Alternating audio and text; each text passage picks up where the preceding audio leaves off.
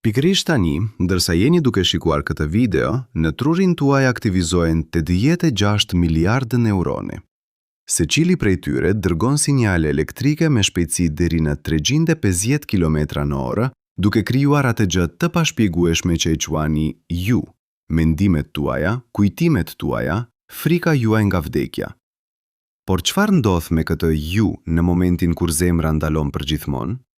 Anestezisti dhe neuroshkencëtari Stuart Hameroff nga Universiteti i Arizonës dhe fizikanti matematikan Sir Roger Penrose nga Universiteti i Oxfordit kanë punuar për mbi 30 vjet mbi një hipotezë që i ka bërë kolegët e tyre të tronditur. Vetdia juaj nuk zhduket. Ajo nuk shuhet si qiriu kur i mbarojnë majalat. Ajo shpërndahet. Hyn në strukturën kuantike të universit, ashtu si valet e detit kthehen në oqean, pa u shkatërruar, pa u fshirë, duke ruajtur gjurmë. Kjo nuk është teologji. Kjo nuk është shpresë metafizike. Kjo është matematik. Dhe argumentet nga fizika moderne janë aq të forta, sa edhe shkencëtarët më skeptik të botës kanë rreshtur së mohuar pa u menduar 2 herë. Çfarë do të thotë kjo për ju? Çfarë do të thotë kjo për çdo qenie njerëzore që ka jetuar ndonjëherë? Mbetuni, sepse çfarë do të lexoni sot, do t'ju ndryshojë mënyrën se si e shikoni jo vetëm vdekjen, por edhe çdo moment të jetës suaj. Le të fillojmë me diçka që e dini mirë. Ky trup, që e quani kuote 2, ju ndiheni të plot brenda tij, i gjallë, i vetëdijshëm, i pranishëm. Kur mbyllni sytë dhe dëgjoni zemrën tuaj duke rrahur, ndiheni sikur jeni kuote 3 brenda, në kryqëzimin e mendimeve dhe ndjenjave. Sikur ka një kuote 4 që banon këtu brenda. Ky ndjesi ka emër në filozofi, quhet kuote 5, dhe ky ndjesi ka bërë filozofët të çmendin për 2000 vjet. Aristoteli besonte se shpirti ishte forma e trupit, jo diçka e ndarë, por organizimi vet i materjes së gjallë. René Descartes në shekullin e 17 e ndau mendin nga materia me prerë, duke thënë se vetëdia është substancë krejtësisht e ndryshme nga trupi fizik. Kjo ndarje, quajtur dualizëm kartezian, ka pushtuar mendimin perëndimor për 350 vjet. Por ka një problem shumë të thjeshtë dhe shumë brutal me të. Nëse mendja dhe truri janë substanca krejtësisht të ndryshme, si komunikojnë? Si mund të mendimi im, diçka jo fizike sipas Descartesit, të ngrej dorën time fizike? Ky problem nuk është zgjidhur ende, asnjëherë. Shkencëtarët e sotëm i qasën problemit ndryshe. Shumica e neuroshkencëtarëve modern janë. Ata besojnë se vetëdia është thjesht produkt i aktivitetit elektrokimik të neuroneve. Truri prodhon mendimin ashtu si mëlçia prodhon bilen. Është funksion biologjik dhe asgjë më tepër. Kur truri ndalon, gjithçka ndalon. Nuk ka asgjë pas. Kjo pikpamje quhet _quote, 7_ dhe është dominante sot në universitete. Por kjo pikpamje ka një problem, dhe problemi quhet _quote, 8_. Filozofia australian David Chalmers e formulloi këtë problem në vitin 1994, dhe që atëherë askush nuk ka gjetur përgjigje të kënaqshme. Problemi është ky. Edhe nëse do të dinim çdo detaj të aktivitetit neural, çdo neuron, çdo sinaps, çdo valë elektrike, ende nuk do të kishim shpjeguar pse dhe si kjo aktivitet fizik krijonte ekzistencës. Pse nuk jemi thjesht quote vjet, automata biologjike që procesojnë informacion pa asnjë përvojë subjektive? Kjo pyetje nuk ka përgjigje brenda fizikalizmit. Dhe kjo boshlëk, kjo hendek midis quote 16 quote dhe quote 12 quote është ajo që i ka shtyrë disa nga mendjet më të mprehta të botës drejt fizikës kuantike. A e keni ndjerë ndonjëherë atë ndjesi të çuditshme kur mendja juaj duket sikur ka diçka brenda jush që e vëzgon vetë trupin tuaj nga lart, nga distanca? Filozofët e quajnë këtë UQUOTE 24. Neuroshkencëtarët ende nuk e shpjegojnë dot. Tani le të shkojmë brenda, shumë brenda. Deri atje ku ndodhin gjërat e vërteta. Çdo qiliz në trupin tuaj, dhe ju keni rreth 37 trilion prej tyre, ka brenda saj struktura të vogla si gjipa të hollë. Quhen UQUOTE 25. Janë aq të vogla sa diametri i tyre matet në nanometra,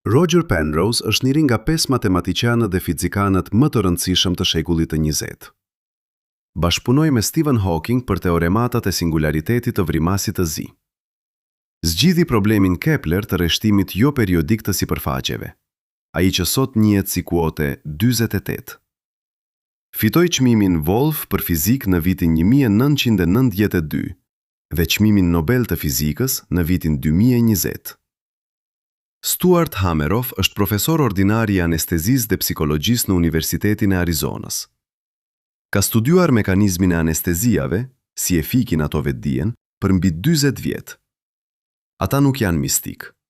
Ata janë ndërmendjet më rigoroze shkencore të gjeneratës sonë. Mirë po kritika është e fortë, dhe le ta dëgjojmë pa filtr. Fizikanti Max Tegmark nga Instituti Teknologjik i Massachusetts, MIT, publikoi në vitin 2003 një analizë matematike të hollësishme ku argumentoi se proceset kuantike brenda mikrotubulat do të shumë shpejt do të humbisin karakterin e tyre kuantik për shkak të temperaturës biologjike, shumë para se të mund të ndikojnë mbi aktivitetin neural.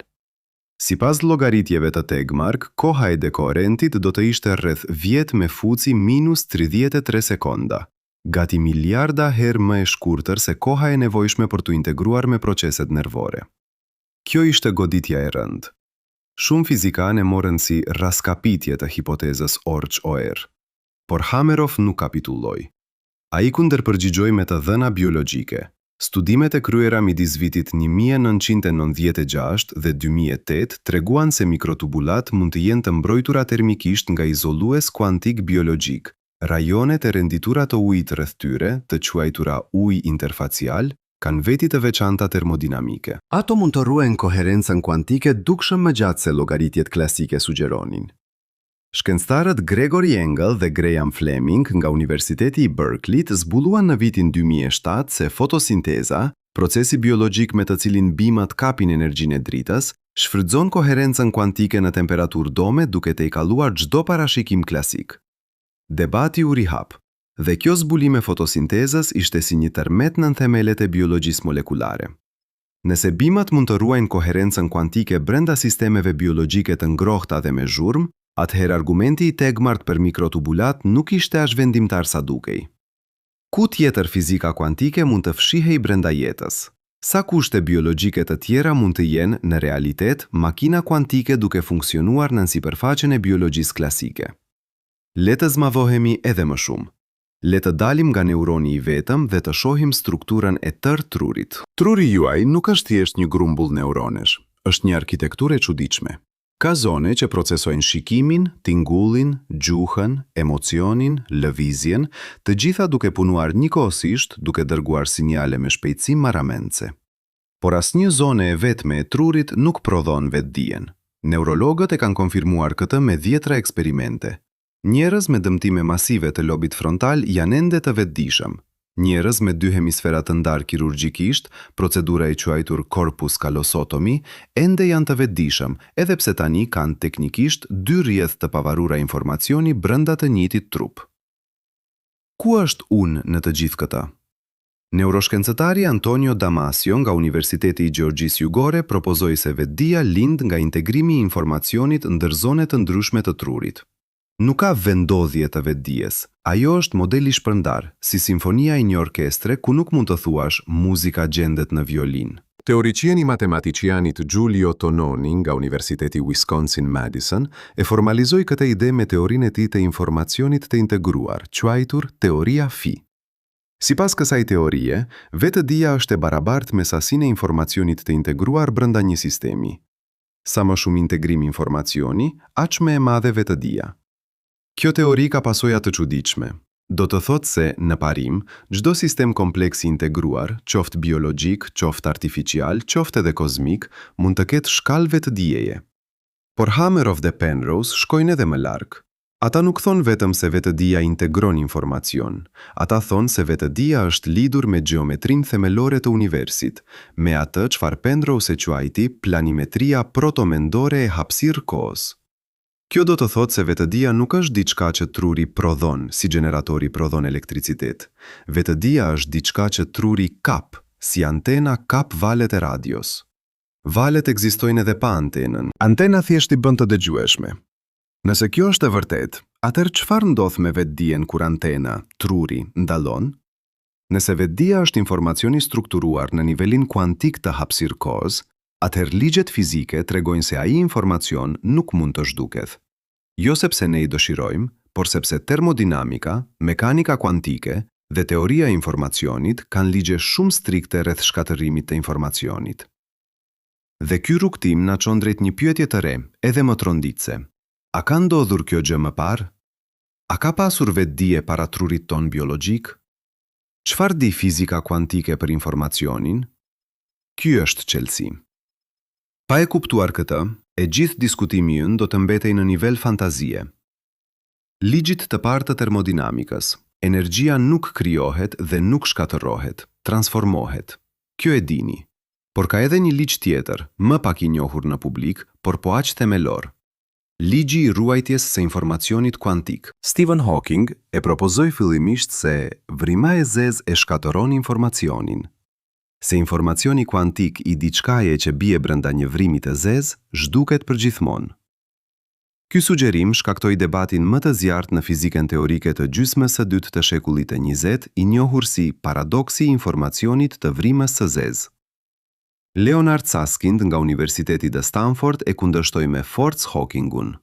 Pas dekadash debati, Hawking vet pranoi, gjë që për të ishte një ngjarje e rrallë, se ishte gabim. Informacioni kuantik ruhet. Edhe brenda vrimave të zeza. Ky parim, nuk humbet informacioni kuantik, ka pasoja të thella. Merrni çdo sistem kuantik, grimcë elektronike, foton, molekul dhe asgjësojeni. Fizikisht mund të çfarësohet truri juaj, por shteti kuantik i sistemit nuk shkatërohet, ai shpërndahet. Ruan zhurmët e tij në fizikën e universit. Është si ta derdhi një krip në det. Kristalet e kripës u shkatërruan, por atomi i natriumit dhe atomi i klorit ende ekzistojnë, i shpërndar, i koduar në shikim të gjerë të ujit të detit. Hameroff argumenton se nëse proceset e vetdijes janë të natyres kuantike, nëse ndodhin brenda mikrotubulat me procese kuantike, atëherë informacioni i vetdijes suaj i nënshtrohet këtij ligji. Ai nuk zhduket, ai shpërndahet në fushën kuantike të universit. Ky argument nuk është filozofi ezoterike. Ai bazohet direkt mbi parime fizike të konsoliduara. Por ky argument ka edhe kufi dhe mospërkime serioze, dhe duhet t'i shohim edhe ato. A mendoni se kjo ndjesi që ndihni tani është thjesht prodhimi karbonit dhe elektriciteti, apo ka diçka tjetër që shkenca mund ta zbulojë vetëm duke shikuar më thellë? Tani le të bëjmë diçka të pazakonshme. Le të mendojmë si anesteziolog. Stuart Hameroff ka anestezuar njerëz për mbi 40 vjet. Ai ka vetditë, kohë pas kohe, me precizion klinik. Dhe kjo eksperiencë klinike ka udhëhequr drejt pyetjeve që shumica e neurologëve nuk i bëjnë kurrë, si dhe pse anestezia vetdia. Nëse vetdia ishte thjesht aktivitet elektrik neural, do të mjaftonte të impulset nervore elektrike. Por kjo nuk ndodh kur anestezohemi. Sistemet elektrike të trurit nuk ndalojnë plotësisht gjatë anestezisë. Disa aktivitete elektrike vazhdojnë, dhe megjithatë, vetdia zhduket plotësisht. Hameroff zbudoi diçka mahnitse. Anesteziket e përgjithshme, pavarësisht strukturës kimike krejtësisht të ndryshme, të gjitha funksionojnë duke ndikuar mbi hidrofobicitetin e proteinave të caktuara brenda neuroneve. Ato bllokojnë sidomos ndikimet kuantike të elektroneve brenda kaviteve hidrofobike të proteinave tubuline. Me fjalë të tjera, anesteziket ndalojnë proceset kuantike brenda mikrotubulat, jo aktivitetin elektrik klasik, proceset kuantike. Dhe kur proceset kuantike ndalojnë, vetëdia zhduket. Kjo është një dëshmi indirekte, jo direkte, por është mjaft e fortë sa të mos injorohet. Ky model shpjegon pse anestezia funksionon ndryshe nga thjesht frenare nervore. Shpjegon pse gjumi tell dhe koma, edhe pse kanë modele elektrike të ngjashme, ndihen aq ndryshe kur zgjohemi. Dhe hap dyert drejt hipotezës që vetëdia ka raporte me fizikën e mikroskalës kuantike, jo vetëm makroaktivitetin elektrik klasik. Në vitin 2013, Hameroff dhe Penrose publikuan një version të rifreskuar dhe të zgjeruar të hipotezës Orch-OR, duke marrë parasysh kritikat e Tegmark dhe zbulimet të reja biologjike. Kësaj radhe, ata integruan edhe të dhënat mbi koherencën kuantike në proceset fotosintetike të bimbe dhe fluturimit migrator të zogëve. Po, zogët e migrator, roballat, dhe ato që udhtojnë mbi mijëra kilometra duke ndjekur fushën magnetike të tokës, besojnë shkencëtarët se e bëjnë këtë duke shfrytzuar efektin kuantik brenda proteinës kriptokrom të syrit. Koherenca kuantike brenda sistemeve biologjike nuk ishte anomali. Ishte duket mekanizëm i shpërndarjes evolucionit. Studiues të tjerë kanë filluar të konfirmojnë disa aspekte të hipotezës. Ekipa e shkencëtarit Jack Tuzinski nga Universiteti i Albertës në Kanada tregoi se mikrotubulat mund të përçojnë sinjale elektrike si kuote 51 kuantike, jo thjesht si kaplo pasive. Neurofizikancia Anirban Bandyopadhyay nga Instituti Kombëtar i Shkencave Materiale në Japoni ka bërë eksperimente direkte mbi mikrotubulat e izoluara dhe zbuloi frekuenca rezonance që janë karakteristike e sistemeve kuantike, jo klasike. Mbi 70 punime shkencore, botuar midis vitit 2006 dhe 2022, kanë eksploruar vetit kuantike të mikrotubulat, një fushë që para 20 vjetësh tuajse nuk ekzistonte si fushë e pavarur kërkimesh. Por nuk duhet të ngatërohemi. Të gjitha këto studime vërtetojnë se mikrotubulat kanë veti interesante kuantike. Ato nuk vërtetojnë drejt për drejt se vetëdia lind nga ato procese. Hapi logjik nga quote 92 te quote 53 është ende një hendek e madhe. Por hendeka bëhet më e vogël me çdo studim të ri. Dhe kjo është mjaftueshmërisht e rëndësishme. Shikoni yjet natën kur herën tjetër mund. Do t'i shihni ndryshe pas kësaj bisede. Çdo atom i karbonit në trupin tuaj ka udhëtuar shumë. Atomet e karbonit nuk krijojnë në procesin normal të madhshpërthimit. Ato sintetizohen brenda yjeve të mëdha të kuqërem në reaksione termonukleare të quajtura alfa-trefishe, të zbuluar nga astrofizikanti Fred Hoyle nga Universiteti i Cambridge-it në vitin 1953. Kur ajo yll shpërthen si supernova, e hedh karbonin e saj në hapësirë. Ai karbon udhton për milionat vjet, hyn në reje ndërstelare, bashkohet me molekula, ndoshta formon planet, ndoshta hyn në det, ndoshta hyn në qelizin e bimës, ndoshta hyn te ju. Truri juaj është literalisht i bërë nga stardust, pluhur yjesh, jo si metafor, si fakt kimik. Por tani hipoteza Orch-OR shkon edhe më tej. Jo vetëm materia e trurit tuaj ka ardhur nga yjet, ndoshta edhe informacioni, ndoshta edhe ajo çfarë quajmë vetdia, ka historinë vet kozmike që nuk fillon me lindjen tuaj dhe nuk mbaron me vdekjen tuaj. Roger Penrose, në librin e tij Hija e mendjes, botuar në vitin 1994, bëri një argument të guximshëm. Nëse vetëdia ka natyrë kuantike dhe nëse proceset kuantike janë të lidhura me gjeometrinë themelore të hapësirë-kohës, ashtu si e predikon teoria e tij e relativitetit kuantik të shkallës, atëherë vetëdia mund të jetë prona themelore e universi dhe jo efekt dytësor i biologjisë. Ky argument quhet panpsikizëm kur e bën filozofi, por Penrose e bën me aparatin e plot matematikor të fizikës relativiste dhe mekanikës kuantike. Panpsikizmi, ideja se vetëdia ose protovetëdia është prona themelore e realitetit, nuk është ideja e re. Filozofët para Sokratit e besonin. Filozofi gjerman Gottfried Wilhelm Leibniz e propozoi me sofistikacion matematikor në shekullin e 17. Dhe sot, ki pozicion filosofik por i fitest respekt serioz akademik, jo sepse njerëzit janë bërë mistik, por sepse materialisimi ka dështuar të shpjegojë vetëdijen dhe panpsikizmi ofron logjikën e nevojshme. Filozofi i njohur David Chalmers, ai njeri i njëjtë i cili formuloi problemin e vështirë të vetëdijes, tani mbron publikisht një formë të panpsikizmit. Shkencëtarët e Institutit të Shkencave të Kuriozitetit Santa Fe, duke përfshirë teoricienin Christoph Koch, kanë debatuar gjatë midis materializmit dhe panpsikizmit. Koch, i cili ka bashkëpunuar me Francis Crick, zbuluesin e strukturës DNA, për dekadat e fundit ka lvizur dukshëm drejt teorisë fi të tononit si kornisë shpjeguese, e cila ka ngjashmëri të thella me panpsikizmin matematikor. Mendoni, Nëse vetëdia është prona themelore e realitetit, si graviteti, si ngarkesa elektrike, atëherë sesia e saj nuk është pyetje biologjike, është pyetje kozmologjike. Pyetja nuk bëhet si prodhon truri vetëdijen, por si kap truri vetëdijen kozmike? Dhe nëse kjo kaptim ndalet me vdekjen biologjike, nëse antena që aktivizohet, ajo çfarë u kap mbetet. Ndryshon formen, shpërndahet, por mbetet. Ka një dëshmi klinike mbi të cilën Hameroff ka insistuar prej viteve. Quhet eksperienca afër vdekjes, në anglisht Near Death Experience, ose NDE. Prej kohësh këto raporte janë trajtuar si halucione të trurit të stresuar, produkt i oksigjenit mangësisë, i lirimit të neurotransmetues, i aktivizmit kaotik neural. Kjo është interpretimi standard, mjekësor i kuptojnë dhe e shkruajnë kështu. Por në vitin 2004, kardiologu holandez Pim van Lommel publikoi në revistën Lancet, njëra nga 2 revistat mjekësore me autoritetin më të lartë në botë, studimin më të gjerë prospektiv mbi NDE të deri në atë kohë.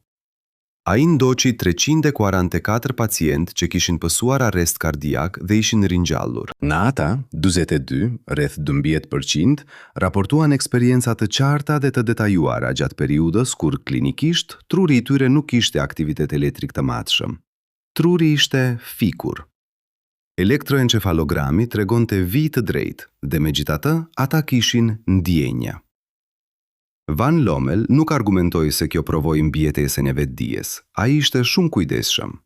Ai theksoi se të dhënat ishin në papajtueshmëri me shpjegimin oksigjenit mangësi ose halucinom klasik.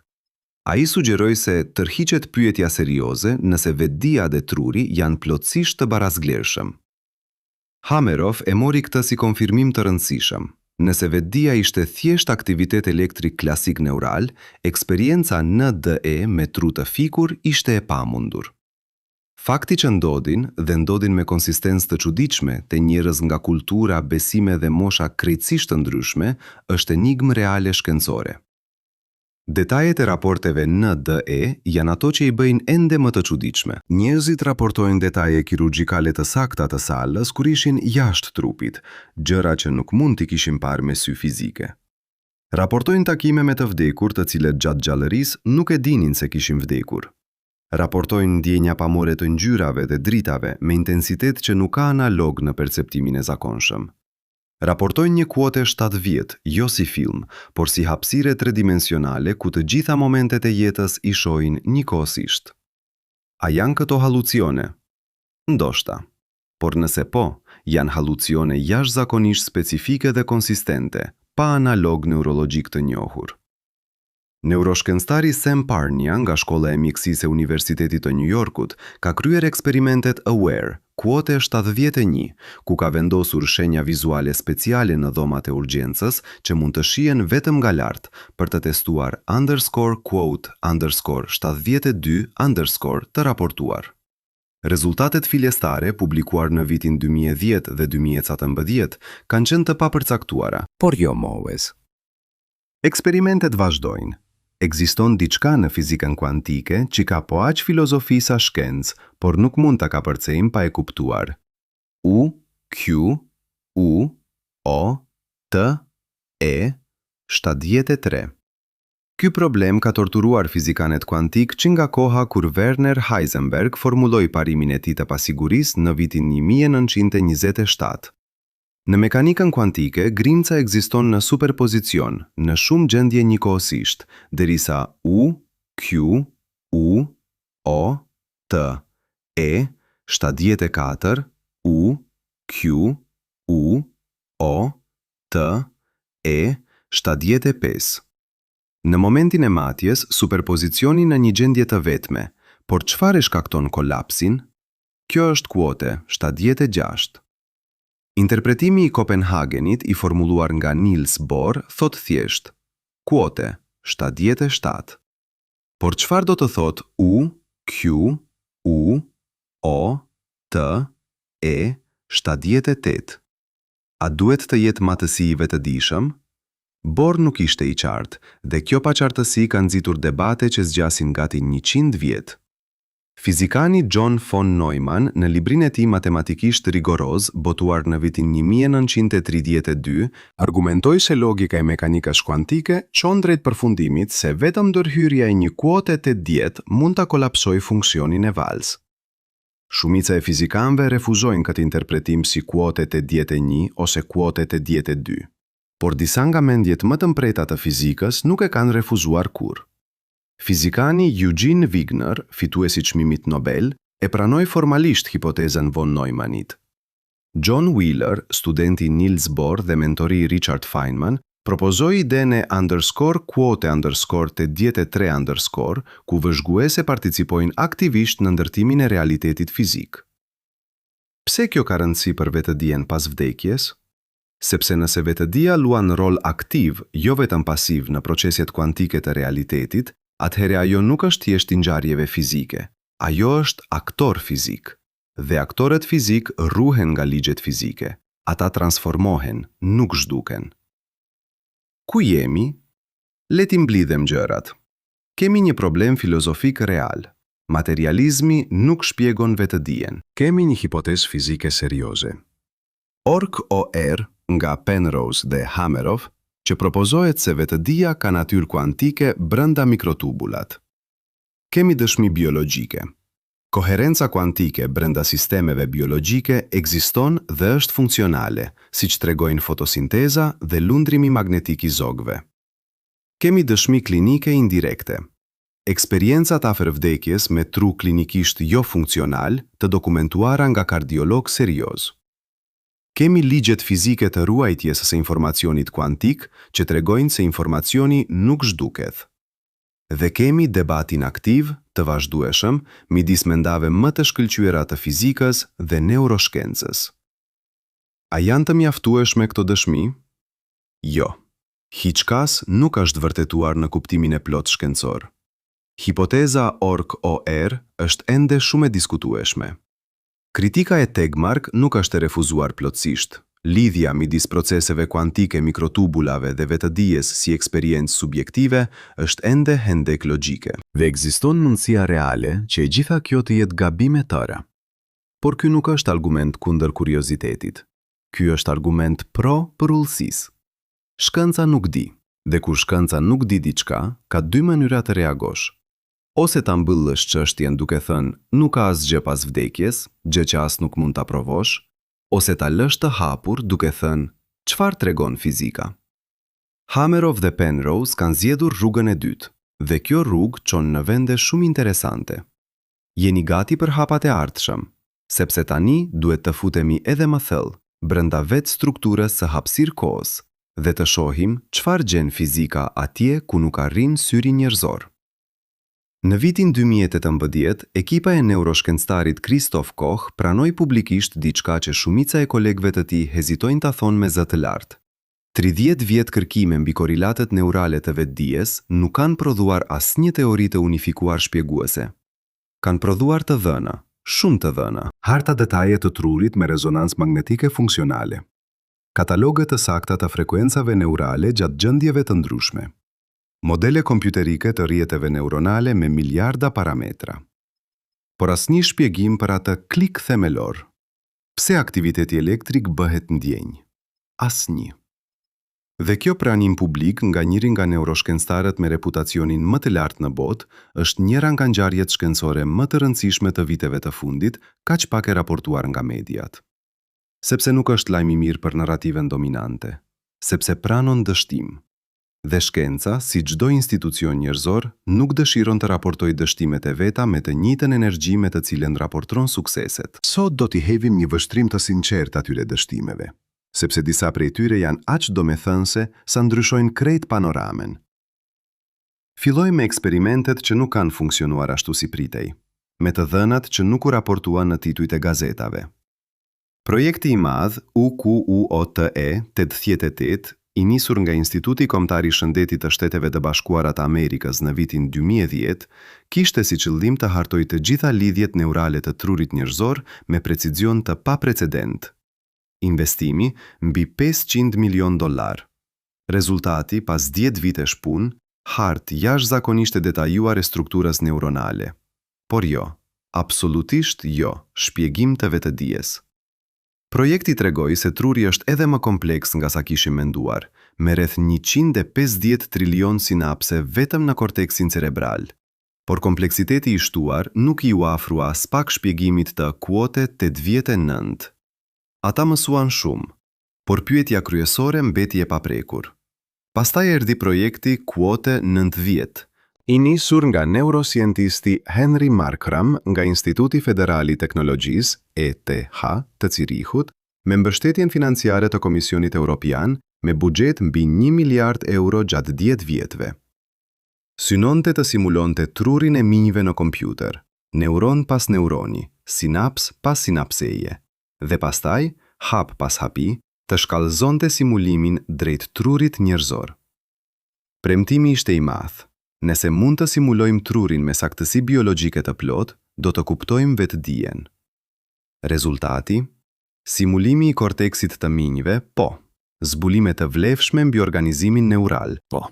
Por asnjë shenje UQUOTE në 91 brenda simulimit. Asnjë tregues se rrjeti kompjuterik kishte ndonjë UQUOTE në 92. Markram vete pranoi se UQUOTE në 93 dhe filozofet e mendit si John Searle nga Universiteti i Berkeleyt kishin paralajmëruar dekada më parë me undercore QUOTE, undercore 94. Undercore se simulimi i funksionit nuk është e njëjta gjë me krijimin e eksperiencës. Markram e nxori si zbulim të ri. Searle e kishte parashikuar teorikisht qysh në vitin 1980. Kjo nuk do të thotë se këto projekte ishin pa vlerë, absolutisht jo. Ato produan njohuri të çmuara mbi arkitekturën neurale, sëmundjet neurologjike dhe dinamikën e rrjeteve nervore. Por mezazhi i fshehur, ai që rrallë del në titujt, është se qasja _quote _95_ ka arritur kufite vetë shpjeguese. Dhe kjo kufi nuk është probleme e financimit apo e fuqisë llogaritse, është problem konceptual. Është quote 96 i Chalmers, përsëri dhe përsëri, duke u kthyer si fantazëm i patrembur. A i befason kjo? Apo diku brenda jush kishit gjithmonë ndjenjen se truri si _quote _97_ nuk shpjegon plotësisht atë gjë që ndjeni të jeni? Tani le të flasim për diçka specifike dhe shpesh të keqkuptuar. Eksperimentet e ndërturjes kuantike dhe implikacionet e tyre për vetdijen. Në vitin 1972, fizikanti John Clauser nga Universiteti i Berkeleyt kreu eksperimentin e parë të qartë mbi ndërturjen kuantike, duke testuar parashikimet matematike të fizikantit John Bell nga viti 1964.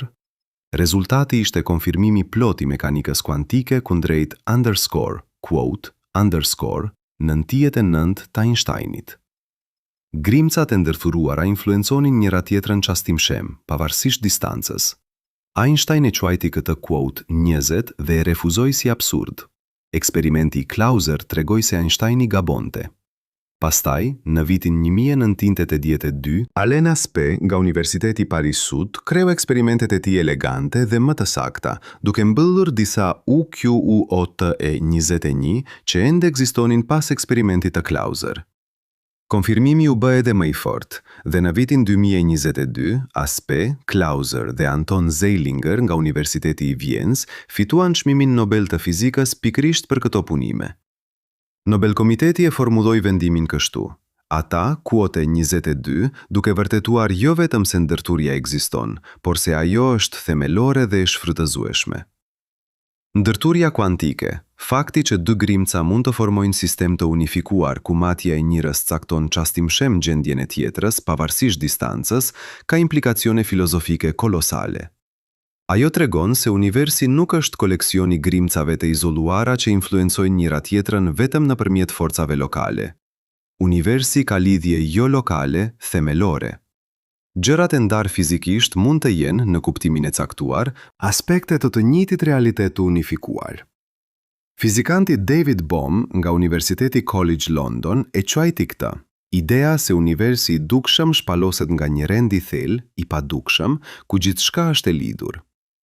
Bohm punoi ngushtë me teoricienin Jiddu Krishnamurti, ndër disipline jashtëzakonshme midis fizikës dhe filozofisë orientale, duke prodhuar dialog që shumë fizikanë ortodokse injorojnë, por që prek pyetje thelbësore mbi natyrën e realitetit. Si lidhet kjo me vetdijen dhe vdekjen? Nëse universi ka lidhje jo lokale themelore, nëse grimcat të ndërthuruara ndajnë gjendje kuantike pavarësisht distancës, atëherë ideja se _quote_24_ është krejtësisht e izoluar brenda kufive të Kafkës suaj, bëhet më pak e sigurt. Nëse fizika kuantike e trurit tuaj ndërvepron me fushat kuantike të universit të gjerë, nëse ka forma ndërthuruese midis proceseve neurale dhe mjedisit kozmik, atëherë underbrace QUOTE underbrace 105 underbrace i vetdijes suaj mund të jetë shumë më i poroz nga sa kemi menduar.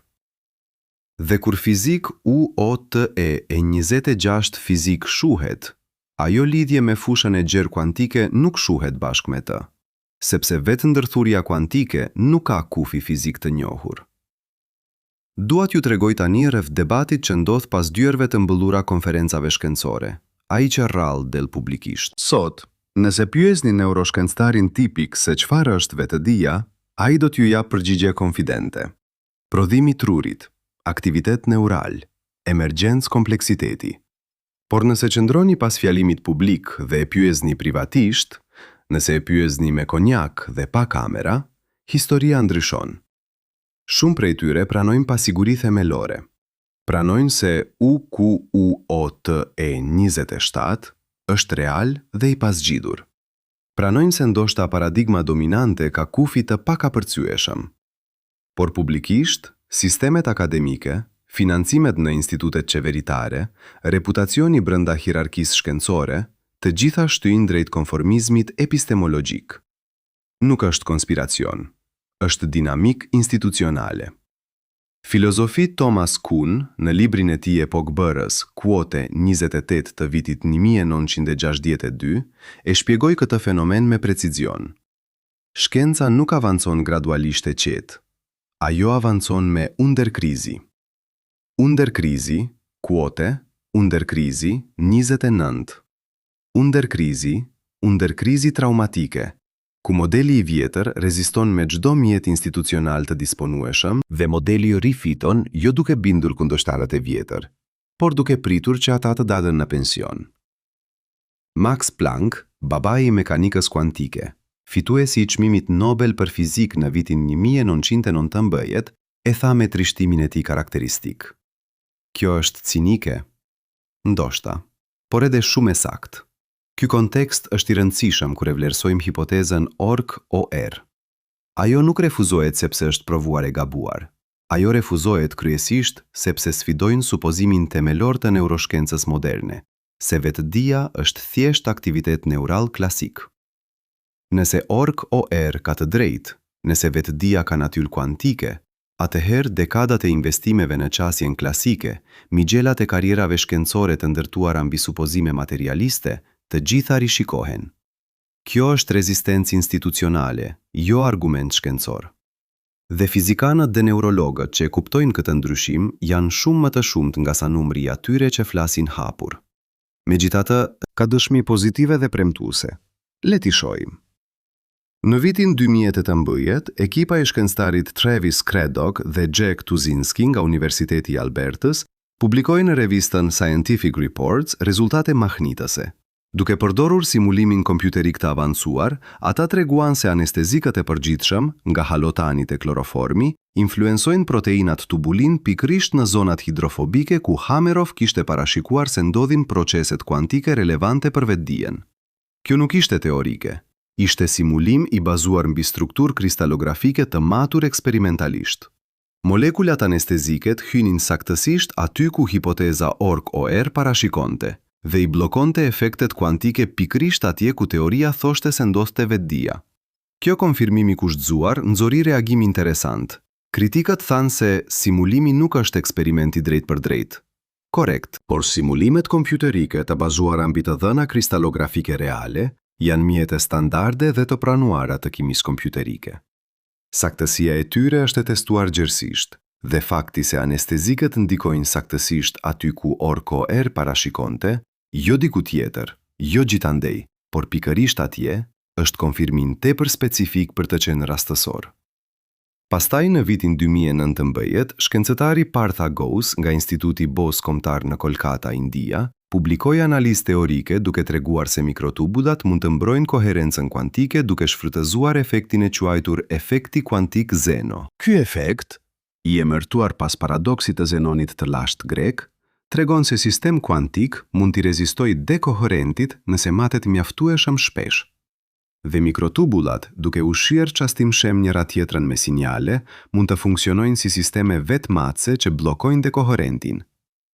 Kjo ofroi mekanizëm të rimbrojtës, të ndryshëm nga UQUOTE, 114 i Hameroff, por komplementar me të, për ta bërë koherencën kuantike të qëndrueshme biologjikisht. Si e gjykoni vlerën e një hipoteze kur provat janë indirekte por konvergjente? A ka ndonjëherë mjaftuar konvergjenca e dëshmive për t'ju bindur për diçka që nuk e kishit besuar? Tani dua të ndalem tek një çështje shpesh e anashkalluar, orientimi i ndryshëm kulturor ndaj vdekjes dhe ajo që fizika mund të mësoj prej tij. Traditat budiste dhe hinduiste kanë mbrojtur prej mijëvjeçarësh ide të tilla si rigjenerimi i vetdijes, vazhdueshmëria e konsciencës dhe uniteti i vetvetes me të gjithë pranishmend. Traditat perëndimore, sidomos pas revolucionit shkencor të shekullit të 17, i refuzuan këto si supersticione. Por le ta vëzhgojmë të panshëm. Çfarë observimi eksperiencial, jo teologjik, por praktik kanë mbrojtur këto tradita? Ato mësojnë se vetja është konstruksion, jo substancë. Se kufiri midis meje dhe botës është poroz. Se vetëdia ka natyrë fundamentale, jo dytësore. Se momentet e meditimit të thellë zbulohen si gjendje ku kufiri i vetvetes zgjerohet ose zhduket. Fizikania Judita Batz nga MIT, shkencëtare me karrierë të plot kërkimore empirike, ka aplikuar metodologji rigoroze shkencore mbi gjendjeve meditative dhe ka zbuluar korelate neurale specifike të shpërndarjes së vetës gjatë meditimit të thellë. Ato korelate kanë ngjashmëri të çuditshme me shtetet neurologjike të raportuara nga NDE. Kjo nuk vërteton metafizikën budiste, por sugjeron se traditat meditative dhe vëzhgjimore të mijëvjeçarëve kanë kapur diçka real mbi natyrën e vetëdijes, diçka që shkenca moderne po e zbuloi ngadalë me metodat e veta. Ndërkohë, filozofi Thomas Metzinger nga Universiteti i Mainzit ka punuar mbi konceptin e modelit minimal të selfhood, modelin neuronal që truri ndërton të selfin tuaj. Ai argumenton se veta juaj, ai ndjesi i unë, është model, jo entitet. Është paraqitje që truri ndërton çdo moment, jo diçka e ndërtuar fizikisht në ndonjë vend. Dhe si çdo model, ky model ka parametra, ka kufi, ka kushtëzime. Kur parametrat ndryshojnë, gjatë ëndrave, gjatë meditimit, gjatë anestezjes, gjatë NDE, modeli ndryshon. Kur truri ndalon, modeli ndalon. Por pyetja e Metzinger vet, dhe ai e bën këtë pyetje jo si mistik, por si analist rigoroz, është: çfarë e krijon modelin? Nga cili substrat rrjedh? Dhe a ka substrat i cili nuk ndalon kur truri ndalon?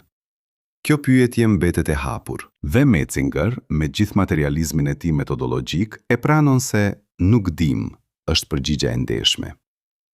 Dua t'ju ftoj tani brenda një eksperimenti mendor të ndryshëm, jo abstrakt, por personal dhe konkret. Mendoni për momentin kur keni ndier diçka që nuk mund ta shpjegoni plotësisht me fjalë. Ndoshta ishte muzikë e caktuar. Ndoshta ishte pamja e detit në muzg. Ndoshta ishte çasti kur lindi fëmia ose kur u ndat nga dikush i dashur.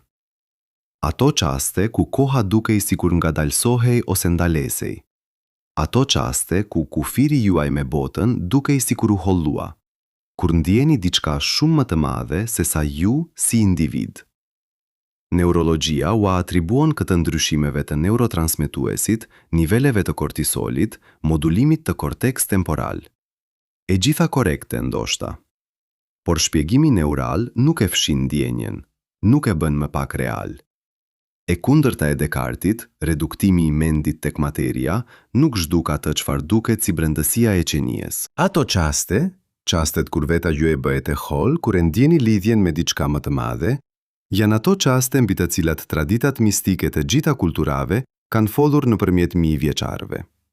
Dhe me gjithë diversitetin e tyre kulturor dhe historik, ato konvergjojnë drejt të njëjtit përshkrim. Vetja individuale e izoluar është iluzion. Uniteti themelor është realiteti. Kjo mund të jetë projekcion psikologjik, ose mund të jetë vëzhgim empirik i të njëjtit realitet fizik që fizikantët si Bohm dhe Penrose kanë kapur nga ana e formulave matematike. Nuk e dim. Por distanca midis asaj çfarë ndjejnë mistikët dhe asaj çfarë deklarojnë fizikanët kuantik modern, ajo distancë ka bërë shumë e vogël gjatë 50 viteve të fundit. Le të flasim tani mbi efektin e vëzhguesit, dhe pse ka tërhequr interpretime të gabuara, dhe pse megjithatë ka thelb real. Pseudoshkenca kuantike shumë shpesh pretendon se vetëdia juaj ndryshon realitetin. Sikur të mendoni pozitivisht, ndryshon gjendjet kuantike të grimcave.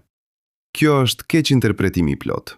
Efekti i vëzhguesit nuk do të thotë se vetëdia njerëzore ndikon mbi grimcat. Mjeti i matjes, qoftë aparat elektronik, qoftë fotoni i dritës, qoftë elektron tjetër, mat sistemin kuantik dhe shkakton kolapsin e funksionit të valës. Nuk kërkon vëzhgues të vetëdijshëm, thjesht kërkon ndërveprim fizik. Kjo është interpretimi standard dhe ka mbështetje empirike solide.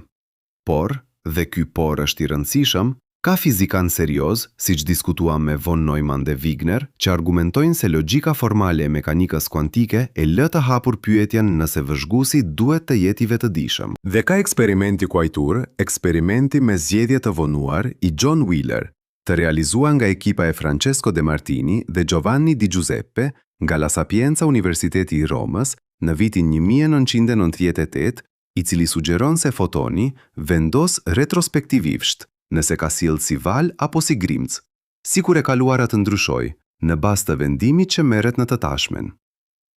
Kjo nuk është fantashkencë, është rezultat eksperimental i konfirmuar në shumë laborator, dhe implikacionet e saj mbi natyrën e kohës, kauzalitetit dhe vëzhgjimit janë ende aktivisht të debatuara. Nëse koha vetë mund të jetë e ndikueshme nga vendime matse të tashme, nëse e kaluara kuantike është deri diku e pangulitur derisa vëzhgohet nga e tashmja, atëherë nocioni i të kaluarës absolute dhe të pandryshueshme kualifikohet në mënyrë interesante. Dhe nëse kjo vlen edhe për informacionin e vetdijes, nëse modeli kuantik i jush ndërvepron me rrjedhëm kohor të universit në mënyra jo lineare, atëherë pyetja çfarë ndodh pas bëhet edhe më e ndërlikuar dhe ndoshta edhe më interesante nga sa e kishim imagjinuar. Universi ka sjell vetdije. Kjo është fakt empirik, jo metafor. Pyetja nuk është nëse kjo ndodhi. Ndodhi, ju jeni dëshmi.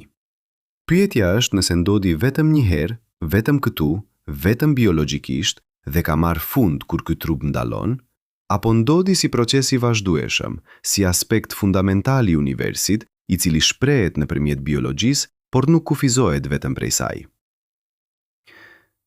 Fizikanti John Archibald Wheeler, ndoshta kosmologu amerikan me ndikimin më të madh të shekullit të 20 pas Einsteinit, e propozoi konceptin e tij revolucionar univers participator, qysh nga vitet 1970 dhe e zhvilloi deri në fund të jetës.